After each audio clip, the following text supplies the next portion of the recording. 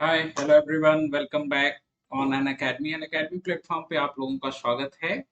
हम अपने scientist series start करने वाले हैं जिसमें हम बहुत सारे साइंटिस्ट के काम के बारे में बात करेंगे, आपको जिनका रिलेशन डायरेक्टली साइंस से जिनका रिलेशन है, और साथ ही साथ हम एक और सीरीज स्टार्ट करेंगे जिसमें रिसेंट रिसर्च के बारे में आपको बताएंगे कि रिसेंट रिसर्च क्या चल रहे हैं या रिसेंट पब्लिकेशन क्या चल रहे हैं, उसके बारे में डिस्कशन करेंगे। तो हम अब ये जो वीडियो है ये हमारी साइंटिस्ट सीरीज से रिलेटेड वीडियो है, और इस वीडियोस में आपको जो पता चलने वाला है, जिस साइंटिस्ट के बारे में पता चलने वाला है, जिसके काम को लेके, और वो काम के साथ साथ उनके काम से रिलेटेड जो क्वेश्चंस भी आपके एग्जाम्स में पूछे जाते हैं उसमें भी बहुत हेल्पफुल रहेगा। ये एक बहुत शॉर्ट वीडियो रहेगा, और शॉर्ट वीडियोस में साइंटिस्ट की बारे में पता, साइंटिस्ट के पूरे प्रोसेस के बारे में पता, और उसके साथ ही साथ इनसे रिलेटेड जिस टाइप के क्वेश्चंस आपसे एग्जाम में पूछे जाते हैं उनके बारे में हम डिस्कशन करेंगे। ओके, तो हम अपनी साइंटिस्ट सीरीज में या अपनी वर्किंग सीरीज का जो पहला वीडियो ये हमारा है, हम डिस्कशन करने वाले हैं इसमें एक ऐसी प्रोसेस के बारे में जिसका जो हमारी फार्मास्यूटिकल इंडस्ट्रीज है, या जो प्रेजेंट टाइम में जो काम चल रहा है, जो भी सिंथेसिस की चीजें हैं, उसमें इस कंपाउंड का बहुत बड़ा इंपॉर्टेंस है। और ये एक ऐसा इंटरेस्टिंग और ऐसा एक मार्वलस इन्वेंशन था जो इस केमिकल की डिमांड को क्या किया था कि जितनी डिमांड थी उसको पूरा कंपनसेट कर दिया था। तो हम बात करने वाले हैं किसके बारे में? हम बात करने वाले हैं एसिटिक एसिड के बारे में।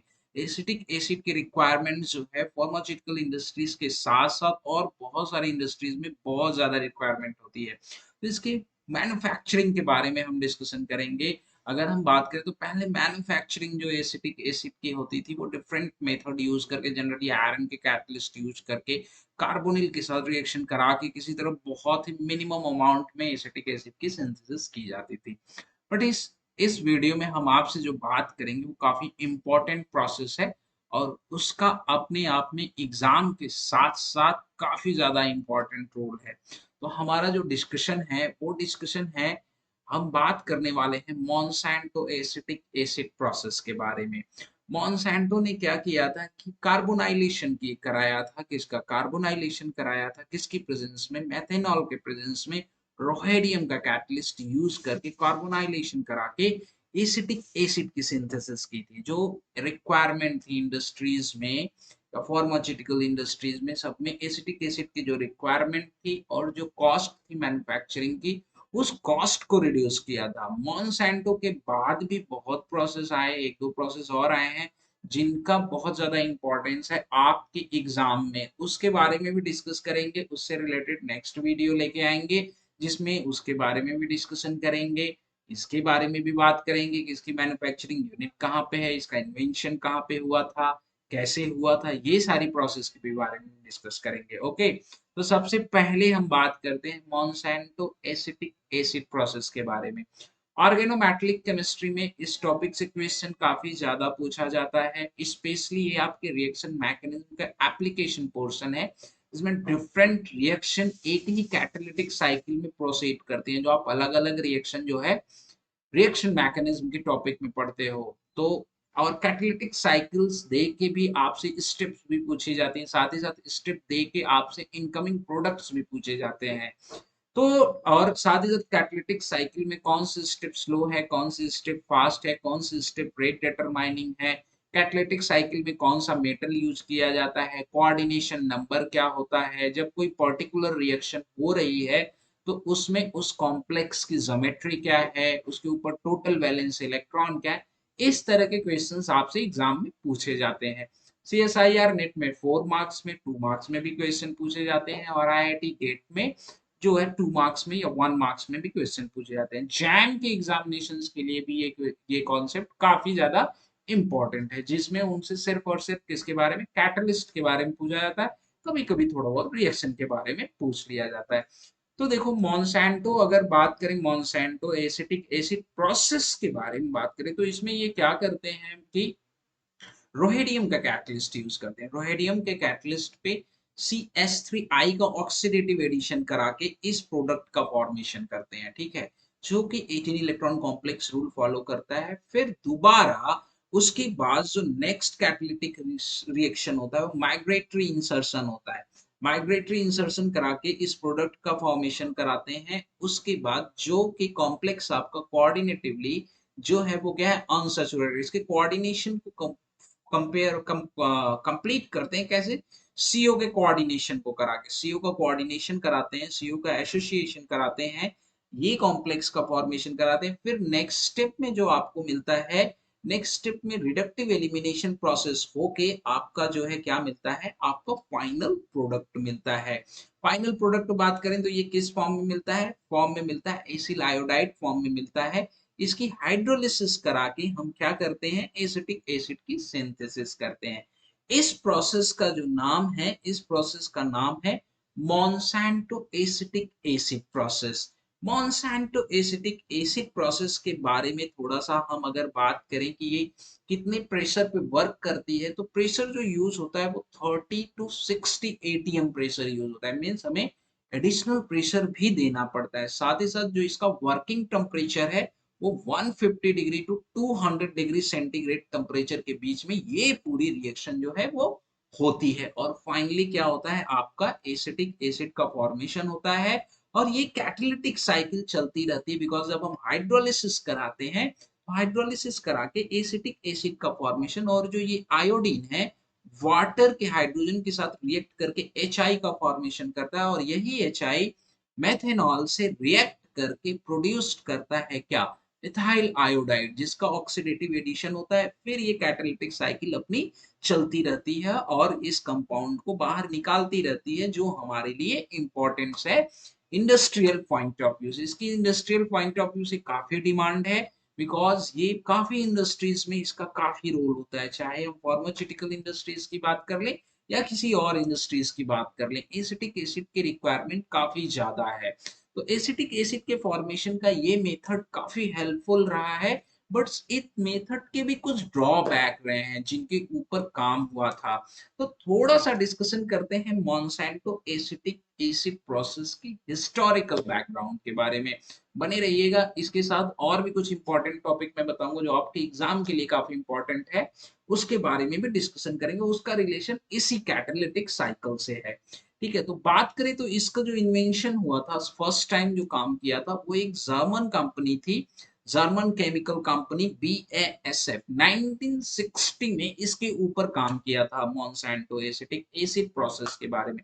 अब आप सोचोगे जब BASF ने काम किया था, एक जर्मन कंपनी ने काम किया, तो इसका नाम मॉन्सैंटो कैसे पड़ा।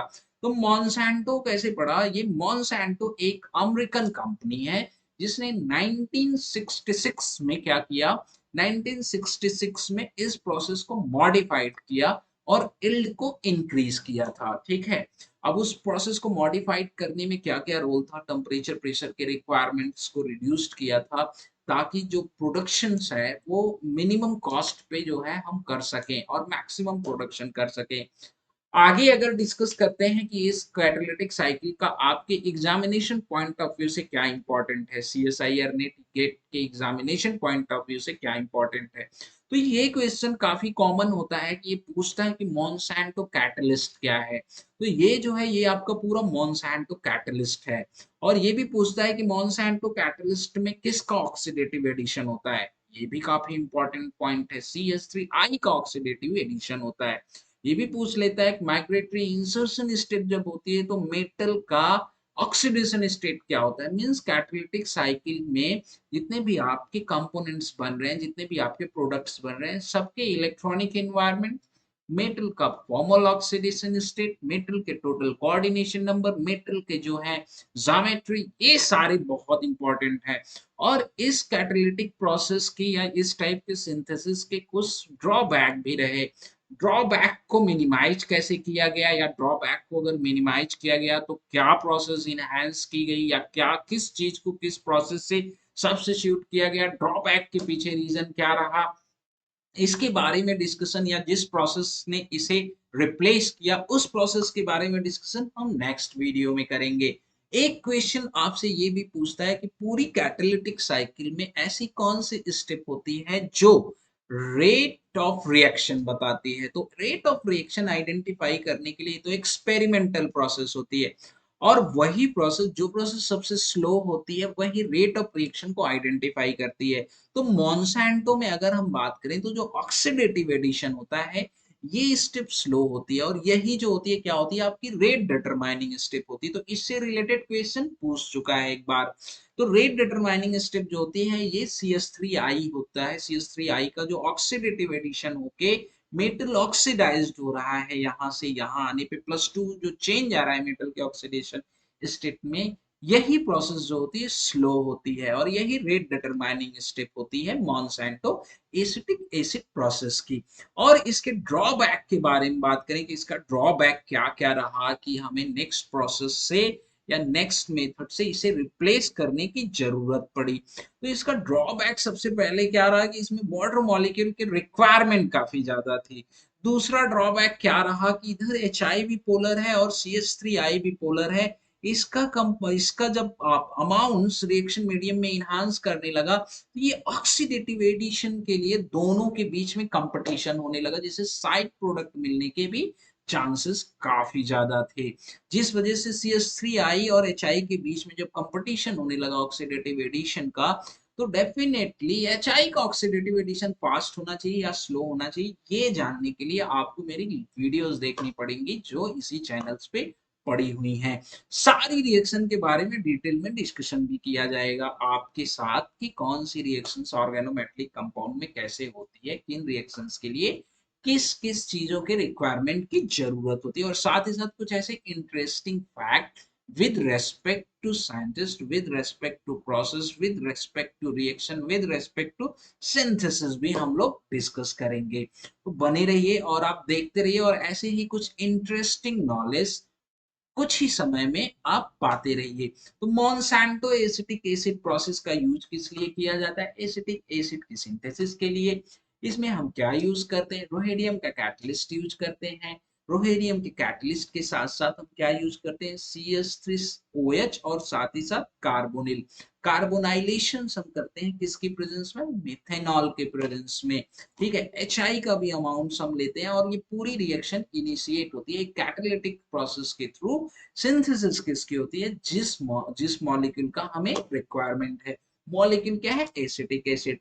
तो मिलते हैं नेक्स्ट वीडियो में। ड्रॉबैक क्या रहा एसिटिक एसिड प्रोसेस जो मॉन्सैंटो का था उसमें, और क्या इंप्रूवमेंट हुआ नेक्स्ट प्रोसेस में, और इसको इम्प्रूव किसने किया, क्या उसके बीच में कोई भी इम्प्रूव हुआ, या प्रेजेंट टाइम में कौन सी प्रोसेस है जिससे हम एसिटिक एसिड की सिंथेसिस करके अपने इंडस्ट्रियल रिक्वायरमेंट को फुलफिल कर रहे हैं। तो we will discuss a lot of questions in next video, and a lot of feature of the catalytic cycle and other catalytic cycle. I hope ये आपके एग्जामिनेशन पॉइंट ऑफ व्यू के लिए काफी ज्यादा इंपॉर्टेंट है, और ये आपको काफी हेल्प करेगा। मिलते हैं नेक्स्ट वीडियो में, बाकी कैटालिटिक साइकिल के बारे में डिस्कस करते हैं। Okay, bye bye, take care.